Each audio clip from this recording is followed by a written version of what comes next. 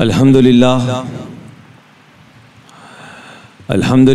نحمده ونستعینه ونستغفره ونؤمن به ونتوکل علیہ ونعوذ باللہ من شرور انفسنا ومن سیئات اعمالنا من یهدی اللہ فلا مضل له ومن یضلل اللہ فلا ہادی له ونشهد ان لا الہ الا اللہ وحدہ لا شریک له ونشهد ان سیدنا وحبیبنا ومولانا محمدا عبدہ ورسولہ ان اللہ ملائکتہ یصلون علی النبی یا ایہا الذین آمنوا صلوا علیہ وسلموا تسلیما۔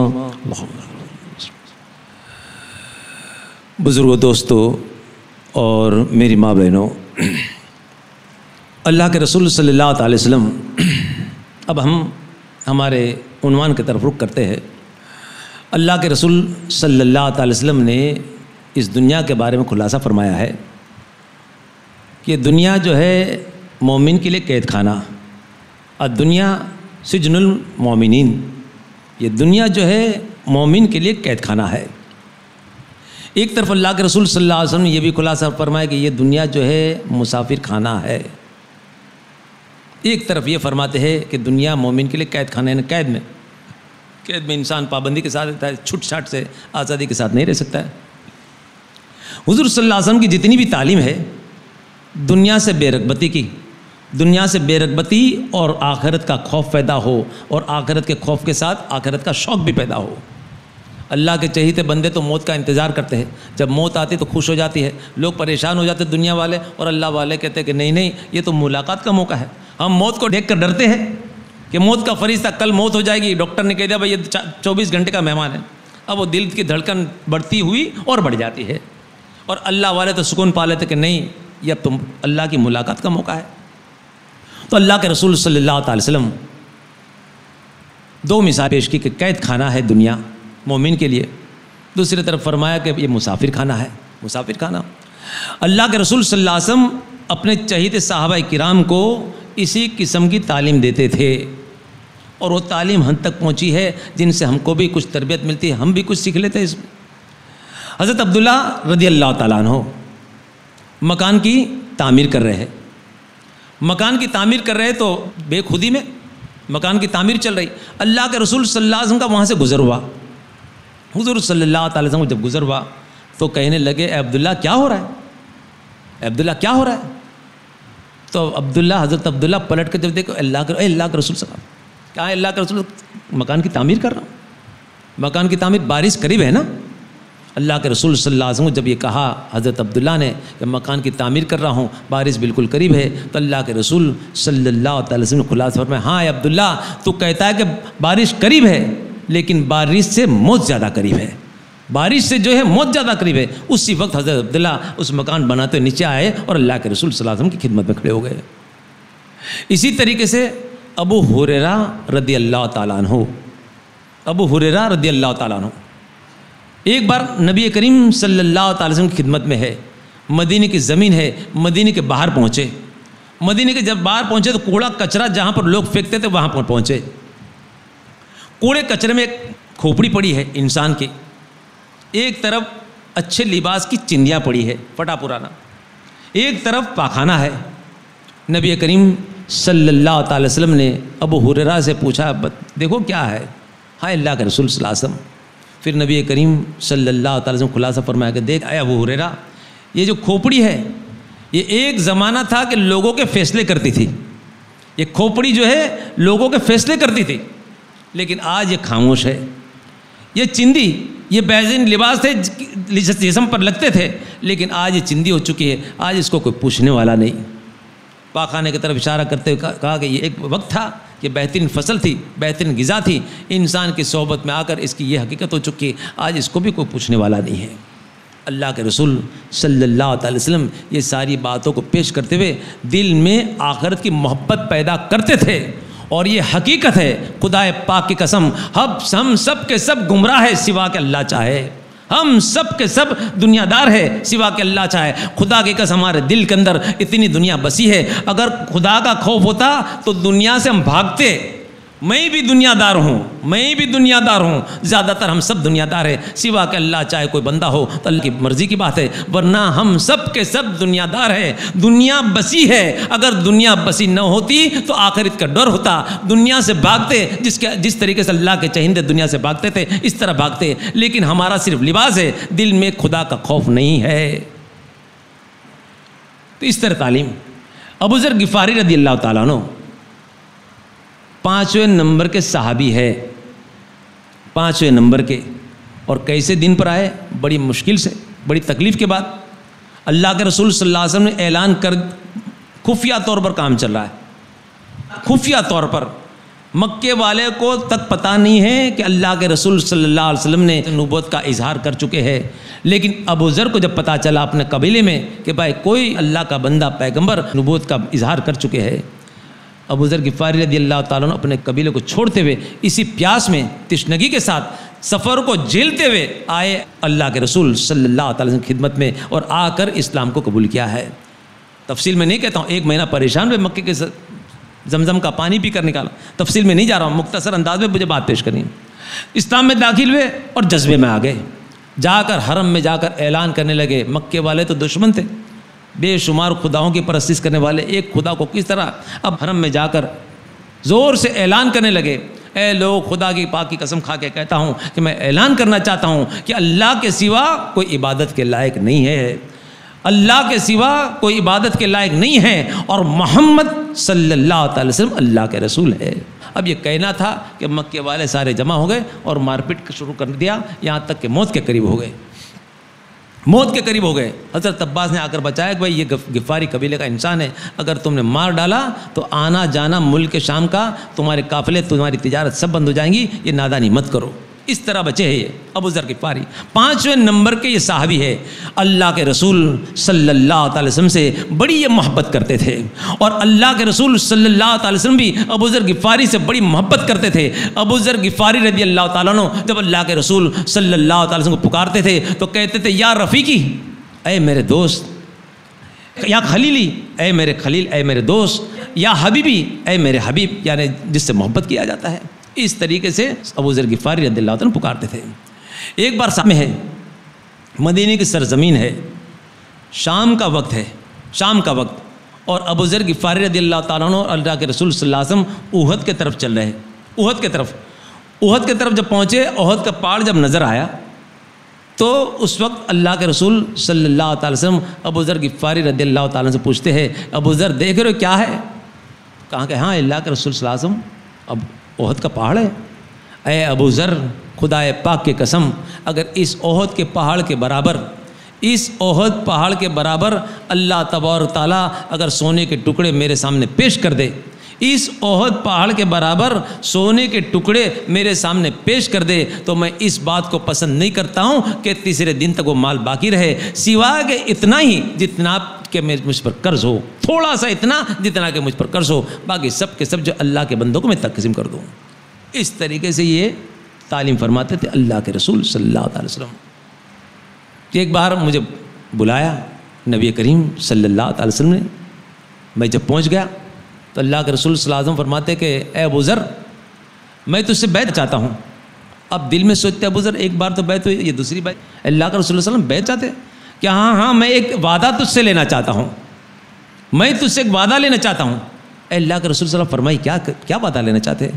کہا کہ وہ ایک وعدہ لینا چاہتا ہوں جس وعدے پر اللہ نے جنت رکھی ہے, اس وعدے پر اللہ نے جنت رکھی ہے, یعنی جنت ساری نعمت ہے, یعنی سب کچھ آ گئی, اس وعدے پر اللہ نے جنت رکھی ہے. اللہ کے رسول صلی اللہ علیہ وسلم خدمت میں عرض کرتے, اللہ کے رسول فرمائے کیا چاہتے ہو؟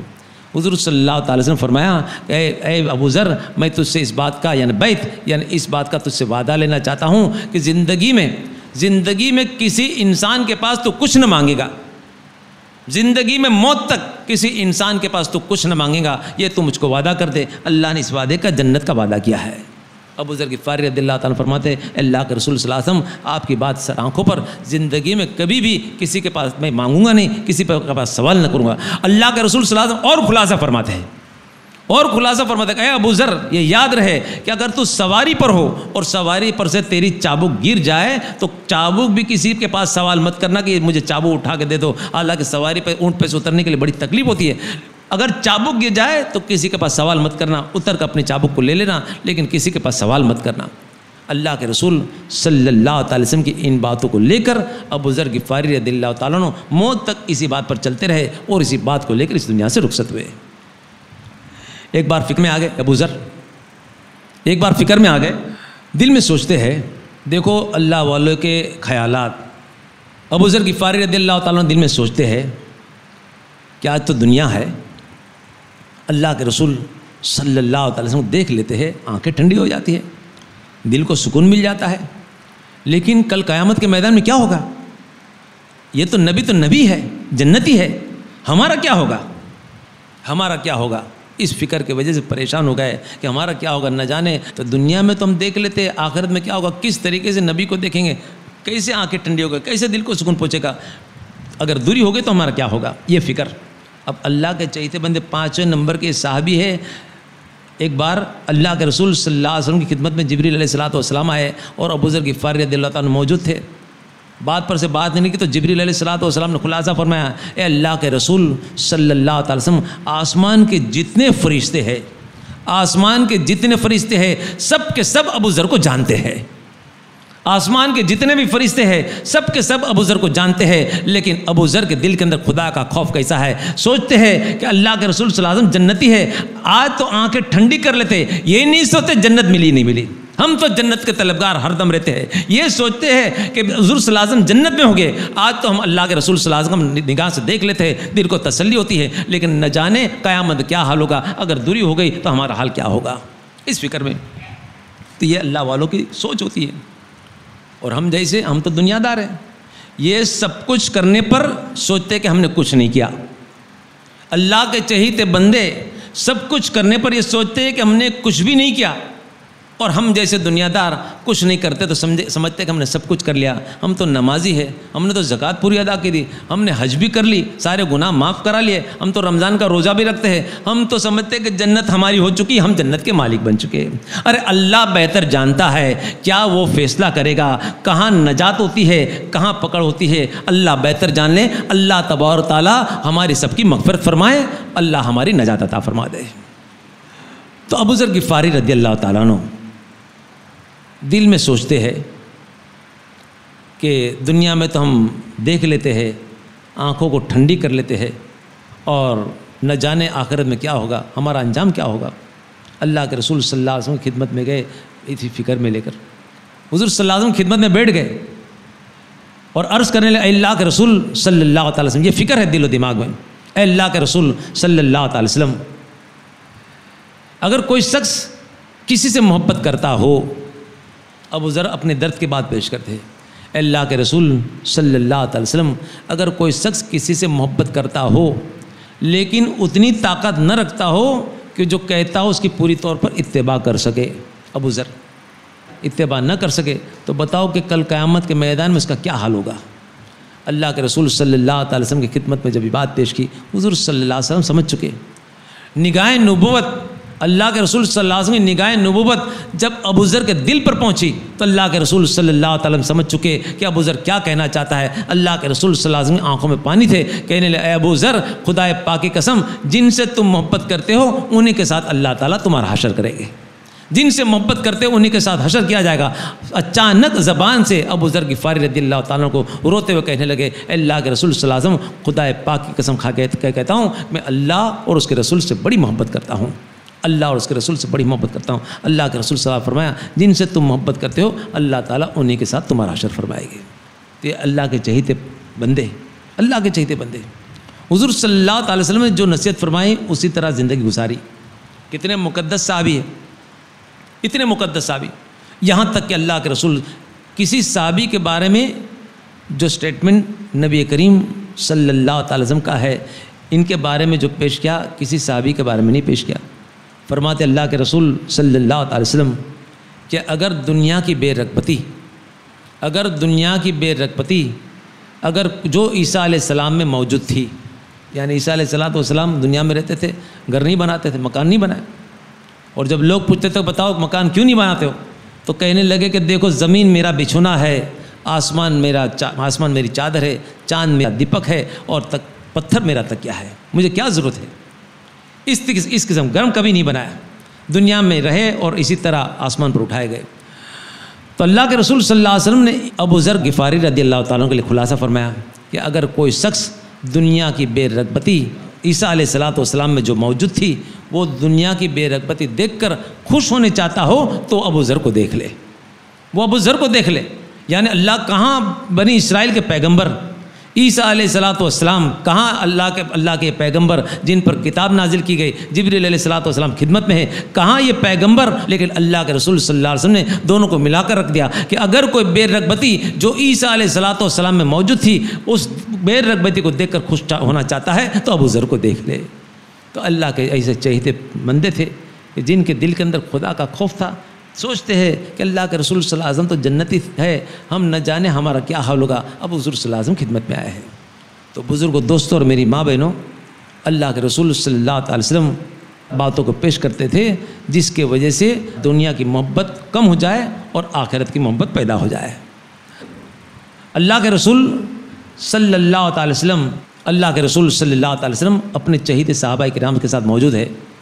خواب دیکھا نبی کریم صلی اللہ علیہ وسلم نے، خلاصہ فرمایا اپنے چہیتے صحابہ کرام کے کہ میں نے اس طرح دیکھا کہ میں نے دیکھا ایک شخص جو ہے جنت سے جب گزرا تو ہر دروازے سے مرحبا، آئیے آئیے، مرحبا استقبال کیا جاتا تھا، مرحبا کی آواز آ رہی تھی، یعنی استقبال، آئیے ویلکم۔ پھر صدیق کی طرف نگاہ کر کہا کہ وہ صدیق تھے۔ اس کے بعد میں اللہ کے رسول صلی اللہ علیہ وسلم نے اور خلاصہ فرمایا کہ ایک سفید موتی کا میں نے محل دیکھا جس پر یاقوت جڑے تھے۔ میں قریب جب گیا تو قریب جا کر جب پوچھا تو کہا کہ یہ ایک قریشی نوجوان کا ہے، پھر کہا کہ یہ ابن خطاب کا ہے۔ پھر اللہ کے رسول صلی اللہ علیہ وسلم نے ابن عفان کے لیے بھی خلاصہ فرمایا اور حضرت علی کرم اللہ وجہ کے لیے بھی خلاصہ فرمایا کہ کیا کیا معاملے ہے، کیا جنت کے منظر دیکھے، اللہ کے رسول صلی اللہ علیہ وسلم نے خلاصہ فرمایا۔ پھر اللہ کے رسول صلی اللہ علیہ وسلم عبد الرحمن ابن عوف کی طرف رخ کرتے کہتے ہیں، اے عبد الرحمن، تم تو بڑی دیر کے بعد میرے پاس آئے، بڑی دیر کے بعد میرے پاس آئے، میں تو سمجھا کہ تم ہلاک ہو چکے، اور پھر بڑی دیر کے بعد جب آئے تو تم پریشان تھے، پسینے سے لبریز، اور جب میں نے پوچھا تو خلاصہ کیا کہ اللہ تبارک تعالیٰ کے فرشتے جو حساب و کتاب کے لیے مجھ کو روک دیا، پوچھنے لگے بتاؤ کہاں سے کمایا، فرشتے پوچھنے لگے بتاؤ کہاں سے کمایا اور کہاں خرچ کیا۔ اے اللہ کے رسول صلی اللہ علیہ وسلم، میں تو پریشان تھا، میں سوچنے لگا نہ جانے میرا کیا حال ہونے والا ہے، سوال جواب چلتے رہے، میں تو لبریز ہو چکا، میں پریشان ہو گیا۔ تو کہا کہ بڑی دیر کے بعد جب یہ کہنا تھا کہ عبد الرحمن ابن عوف رونے لگے اور کہنے لگے، اے اللہ کے رسول صلی اللہ علیہ وسلم، مصر سے، ایجپٹ سے میرے تجارتی اونٹ 100 اونٹ جو ہے آ رہے ہیں مال کو سر و سامان کے ساتھ، اے اللہ کے رسول صلی اللہ علیہ وسلم 100 کے 100 اونٹ جو ہے اللہ کے نام پر میں خیرات کرنا چاہتا ہوں، آپ کے حوالے کرنا چاہتا ہوں، جس طریقے سے چاہیے آپ اس کو تقسیم کر دیں۔ اللہ کے رسول صلی اللہ علیہ وسلم کے ایسے چہیتے، حالانکہ عبد الرحمن ابن عوف عشر مبشرہ 10 صحابی جن کو جنت کی بشارت دنیا میں دی گئی ہے وہ صحابی ہے عشر مبشرہ، لیکن اللہ کے رسول صلی اللہ علیہ وسلم کی خدمت میں یہ خواب جب دیکھا تو رونے لگے اور کہنے لگے 100 اونٹ جو ہے اللہ کے نام پر میں خیرات کرتا ہوں۔ یہی صحابی کے بارے میں اللہ کے رسول صلی اللہ علیہ وسلم نے ایک بار خلاصہ فرمایا کہ عبد الرحمن، تم تو گھسیٹے ہوئے جنت میں جا رہے ہو، یعنی جسم کے بل، کسی کو پیر نہ ہو، چل نہ سکتا ہو تو جسم کے بل وہ چلتا ہے، گھسیٹے جا رہا ہے۔ عبد الرحمن، تم گھسیٹے ہوئے جنت میں جا رہے ہو۔ پھر اللہ کے رسول صلی اللہ علیہ وسلم کو جب پوچھا ہے تو خود خلاصہ فرمایا، عبد الرحمن، میری امت میں سے مالداروں میں سے ایک آپ مالدار ہو، تم جو میری امت میں سے مالداروں میں ایک مالدار ہو، اس مال کے وجہ سے تم گھسیٹے ہوئے جنت میں جا رہے ہو۔ پریشان ہو گئے کہ کیا کروں، میں پوچھ رہے نبی کریم صلی اللہ تعالی وسلم کو، اے اللہ کے رسول صلی اللہ علیہ وسلم اب میں کیا کروں۔ حضور صلی اللہ تعالی وسلم نے سوچا، دل میں سوچا کہ مال کی وجہ سے عبد الرحمن اتنا پریشان ہے، مالی تو آڑ بنتی ہے، مال ہی تو آڑ بنتی ہے، بڑی دیر سے حساب و کتاب دینے کے لیے پریشان، اور گھسیٹتے ہوئے فرشتے آ کر خبر کر دیتے، گھسیٹے ہوئے جنت میں جاتے ہیں، اللہ کی طرف سے یہ معاملات ملتے ہیں۔ اب یہ پریشان ہے مال کی وجہ سے۔ اللہ کے رسول صلی اللہ تعالی وسلم نے خلاصہ فرمایا، اے ابو الرحمن، پورے مال کو اللہ کے نام پر تقسیم کر دے، پورے مال کو اللہ کے نام پر تقسیم کر دے۔ جب حضور صلی اللہ تعالی وسلم جب کہا تو اسی وقت کھڑے ہو گئے۔ عبد الرحمن ابن عوف جو ہے اسی وقت کھڑے ہو گئے اور کہنے لگے، اللہ کے رسول صلی اللہ علیہ وسلم، ٹھیک ہے، پورا مال جو اللہ کے نام پر تقسیم کر دیتا ہوں، چلے گھر کی طرف۔ کیسا کہنا تھا نبی کریم صلی اللہ تعالی وسلم، کیا حکم دیا اور کیسا صحابی کا سننا، کیسی اتباع۔ اسی وقت کھڑے ہو گئے۔ جب گھر کی طرف جانے لگے، آدھے راستے پر پہنچے تو جبریل علیہ الصلوۃ والسلام نازل ہوئے۔ کہا، اے اللہ کے رسول صلی اللہ علیہ وسلم، عبد الرحمن کو روک دو اور کہو کہ مہمان کی مہمان نوازی کرے، یہ ہمارے لیے بھی ہے۔ جب اتنے بڑے صحابی ہے کہ آخرت کی نجات کے لیے جو سلسلہ اور جو نسخہ ملا ہے تو صرف ان کے لیے نہیں، ہمارے لیے بھی ہے۔ اللہ کے رسول صلی اللہ تعالی وسلم خدمت میں جبریل علیہ الصلوۃ والسلام آئے اور کہا کہ عبد الرحمن سے روک دو، کیونکہ اللہ نے دل کو دیکھ لیا کہ پورا مال تقسیم کرنے کے لیے تیار ہے، اس کو روک دو اور خلاصہ فرما دو کہ مہمان کی مہمان نوازی کرے، مہمان کی مہمان نوازی کرے، غریبوں کو کھانا کھلائے، مہمان کی مہمان نوازی کرے، غریبوں کو کھانا کھلائے۔ کوئی مجبور ہے اس کے سوال کو پورا کرے، کوئی مجبور ہے اس کو سوال کو پورا کرے، اور اللہ کے مال کو خرچ کرے، اور خرچ کرنے میں سب سے پہلے اپنے رشتہ داروں پر حق ادا کرے، رشتہ دار کا صلہ رحمی کرے۔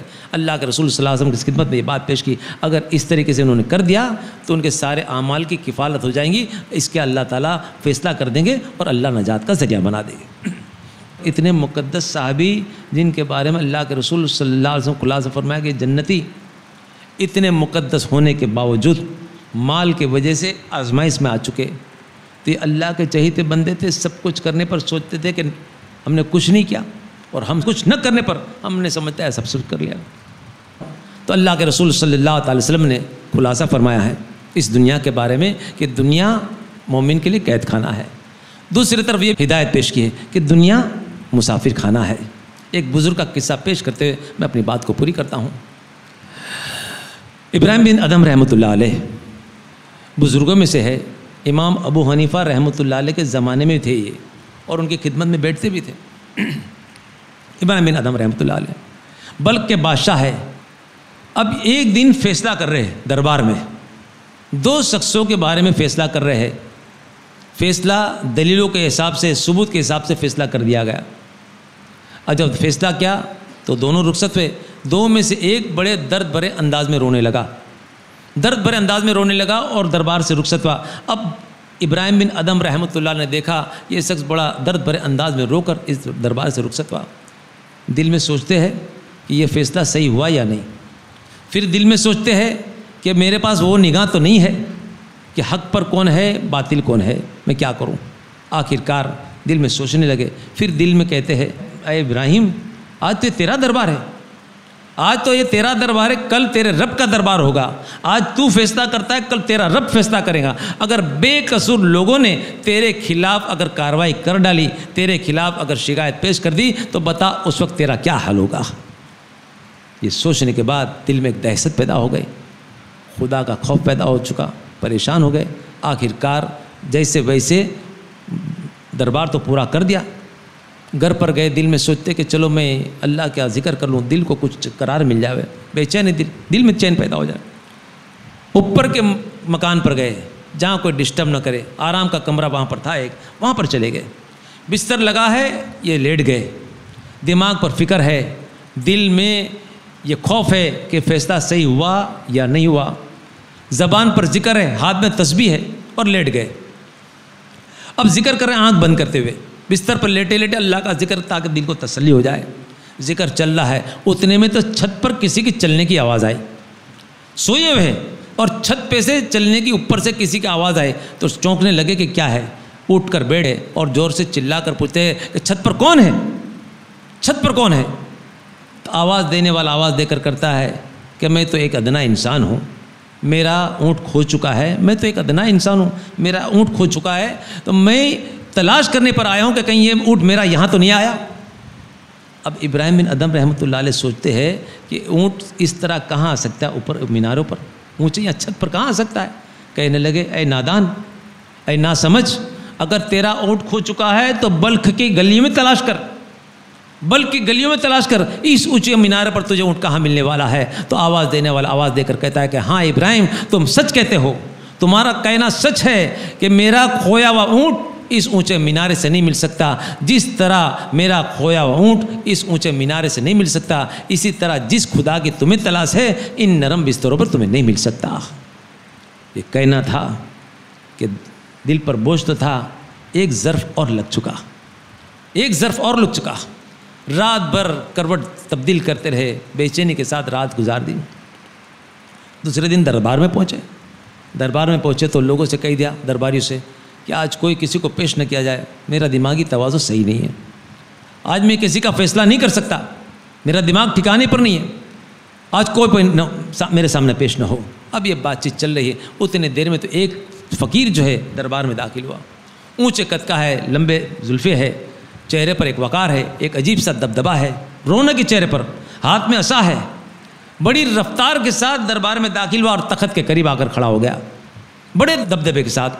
سپاہیوں کی ہمت نہیں روکنے کے لیے، سیدھا آ کر تخت کے پاس آ کر کھڑا ہو گیا اور ایک نظر ابراہیم بن ادھم رحمۃ اللہ علیہ کی طرف ڈالی، دوسری طرف محل کو دیکھتا ہے فقیر، پوری نظر گھما کر پھر لکڑی پٹک کر ابراہیم بن ادھم رحمۃ اللہ علیہ سے پوچھتا ہے کہ بتاؤ اے ابراہیم، تیرے اس بڑے مسافر خانے میں، یہ نہیں کہا محل، یہ کہنے لگا فقیر اے ابراہیم بتا کہ تیرے اس بڑے مسافر خانے میں اس فقیر کو رہنے کو جگہ ملے گی۔ جب یہ کہنا تھا ابراہیم بن ادھم رحمۃ اللہ علیہ دل میں سوچتے یہ فقیر ہے، شاید مجذوب ہے، ہوش میں نہیں لگتا ہے، خلاصہ کر دوں، کہا کہ بابا یہ دربار ہے، میرا دربار، یہ محل ہے، یہ کوئی مسافر خانہ نہیں ہے، مسافر خانہ تو گاؤں کے کنارے پر ہے، تم کیا سمجھتے یہ تو میرا دربار ہے۔ جب یہ کہا تو فقیر نے سوال کرنا شروع کر دیا، فقیر پوچھتا ہے کہ اس وقت سلطنت پر کون ہے؟ حضرت ابراہیم نے کہا کہ میں ہوں۔ اس کے پہلے کون تھا؟ تو میرے والد صاحب تھے۔ اس کے پہلے تو میرے دادا تھے۔ ہاں اس کے پہلے کون تھا؟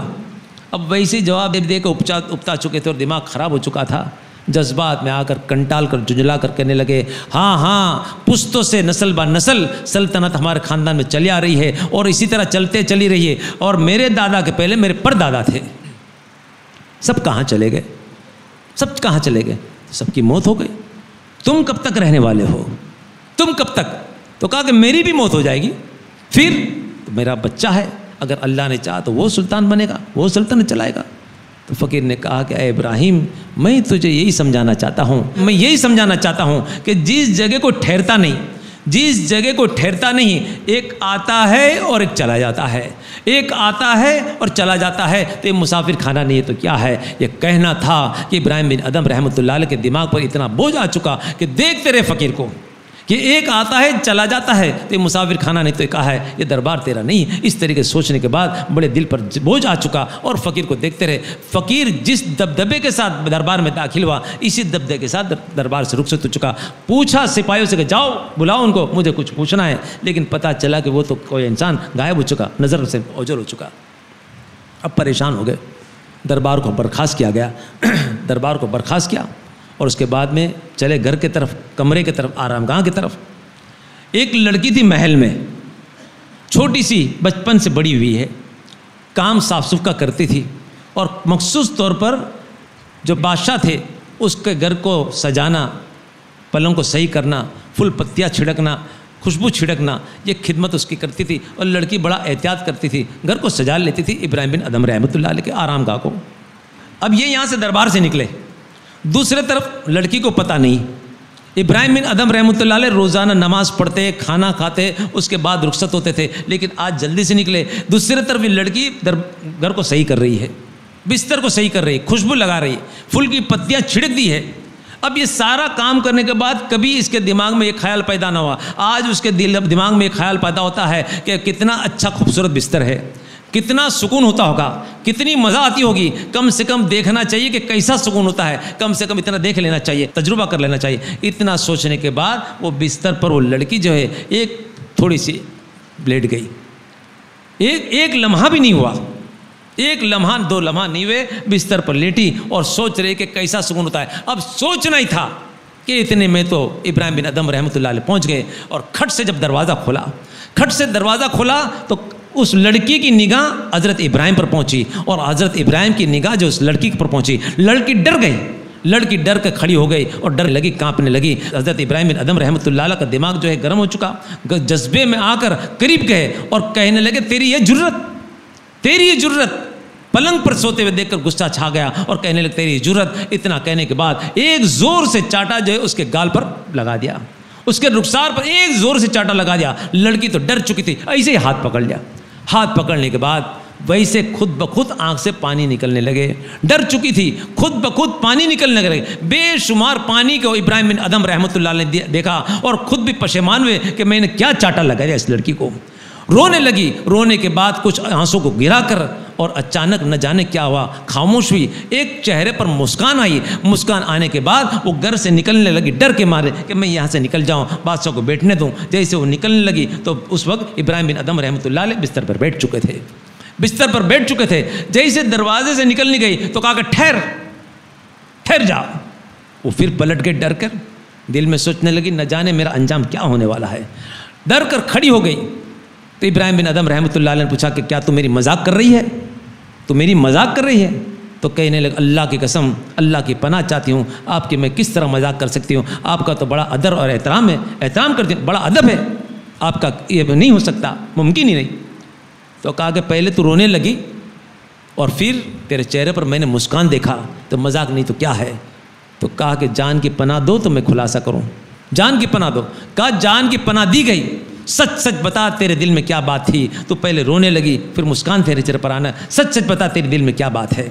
تو کہنے لگی وہ لڑکی کہنے لگی کہ برسوں سے میں خدمت کرتی ہوں، یہاں پر آپ کی خدمت میں ہوں، میں برسوں سے میرا ایک حصہ زندگی کا یہاں نکل چکا، کبھی میں نے خطا نہیں کی، وفاداری سے یہاں پر خدمت دیتے رہی۔ آج میری ایک خطا ہو گئی تو فوراً مجھ کو سزا دی گئی۔ اس بات کو لے کر میرے دل کے اندر درد پیدا ہوا اور آنکھوں سے خود بخود آنسیں نکلنے لگے۔ دل میں سوچتی ہوں کہ ایک خطا ہوئی اور فوراً مجھ کو سزا دی گئی۔ اس وقت ایک خیال پیدا ہوا کہ زمین کے آقا سے میرا آسمان والا آقا کتنا اچھا ہے، میرے زمین کا آقا سے آسمان والا کا کتنا اچھا ہے۔ آج ایک خطا ہوئی، فوراً مجھ کو سزا دی گئی۔ برسوں سے میں خطائیں کرتی ہوں لیکن میرے رب نے، آسمان والے نے آج دن تک مجھے سزا نہیں دی۔ زمین کے آقا سے آسمان والا کا کتنا اچھا ہے، اس بات کی وجہ سے میرے آنکھوں سے آنسو بہنے لگے۔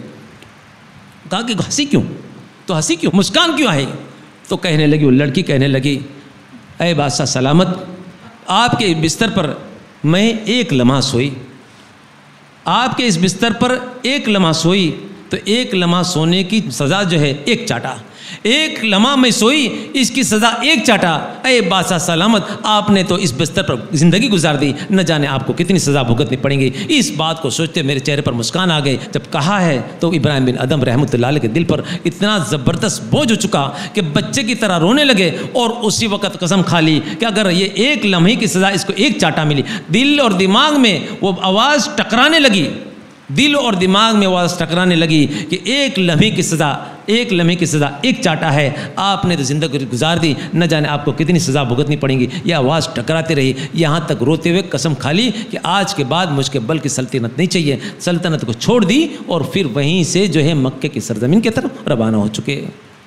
تو بزرگوں، دوستوں اور میری ماں بہنوں، ان کی خود کی زندگی جو فقیری لے لی، اس کے بعد میں اللہ نے کیسا نوازا، کیسے مکے کی سرزمین پر پہنچے تو اپنا پرانا لباس اور لکڑے کاٹ کر بیچ کر، اور اس میں سے جو روٹیاں آتی تھی، مکے کے بڑے بڑے شیخ لوگ آگے اس روٹی میں کھانا کھاتے تھے، کہتے تھے یہ تو ابراہیم کی روٹی ہے، یہ محنت کا پیسہ۔ امام ابو حنیفہ رحمۃ اللہ علیہ کی خدمت میں ایک بار گئے تو اولیاء کرام کا بھی مجمع لگتا تھا اور علم رکھنے والا کا بھی مجمع رہتا تھا۔ ایک بار جب داخل ہوئے تو اولیاء کرام تو سمجھتے تھے، اب اولیاء کرام کا کام کیا ہے؟ اپنے آپ کو حقیر سمجھنا، کسی کو حقیر نہیں سمجھتے، اپنے آپ کو خطا کار سمجھتے ہیں، اور کبھی دنیا دار، ہم جیسے علم ہے لیکن دنیا دار ہے، کتابی صرف علم ہے، دل میں خدا کا خوف نہیں ہے، وہ روحانیت اب تک دل میں نہیں اتری ہے۔ اب لوگوں کو اب جب پلٹ کر جب دیکھا ابراہیم بن ادم رحمۃ اللہ علیہ جب محفل میں آ رہے ہیں تو امام ابو حنیفہ نے دیکھا